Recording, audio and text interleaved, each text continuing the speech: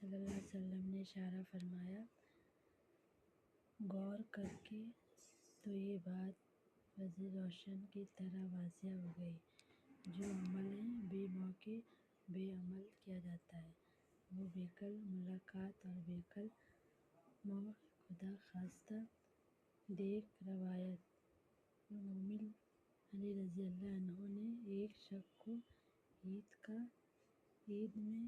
کے دن دیکھا اور عید کی نماز سے پہلے نماز پڑھ رہا تھا تو حضرت علی رضی اللہ عنہ اسے روک دیا۔ اس نے عرض کیا، مومن، مجھے یقین ہے کہ اللہ تعالیٰ مجھے نماز پڑھنے پر عذاب نہیں دے گا۔ حضرت عمر رضی اللہ عنہ نے فرمایا کہ مجھے بھی یقین ہے کہ حضرت محمد صلی اللہ علیہ وسلم کا کام نہیں کیا ہے، جس کام کے کرنے کی ترغیب نہیں دیتے ہیں اس پر اللہ تعالیٰ کا ثواب نہیں دے گا، اس لیے وہ کام بیشت ہوگا اور بیشت کام بیکاری فائدہ بد ڈالے گا۔ رسول صلی اللہ علیہ وسلم کے طریقے کے موافق ہونے کی وجہ سے اللہ تعالیٰ نے جواب دیا۔ ایک شخص عصر کی نماز کے بعد 2 رکعت نفل پڑھ رہا تھا۔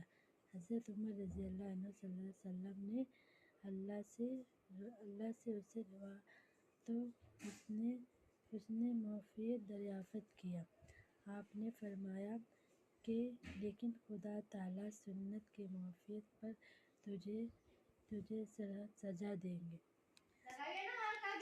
حضرت محمد صلی اللہ علیہ وسلم نے فرمایا، غور کیجئے، عبادت حضور صلی اللہ علیہ وسلم کی آنکھوں کی ٹھنڈک ہے اور اللہ تعالیٰ کے قریب درجے ہے، مگر عید کی نماز سے پہلے عصر کی نماز کے بعد نفل پڑھ لے، جو کہ خلاف سنت ہے، اس لیے اہمیت قرار پایا۔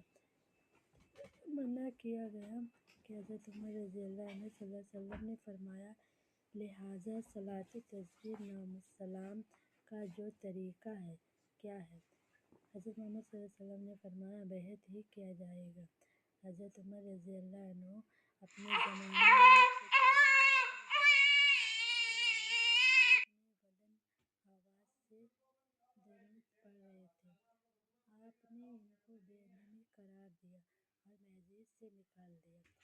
حضرت عمر رضی اللہ صلی اللہ علیہ وسلم نے فرمایا، مسجد میں یہ طریقہ ہے کہ فرض نماز کے بعد فقط اللہم انت السلام والی دعا مانگی جاتی ہے، پھر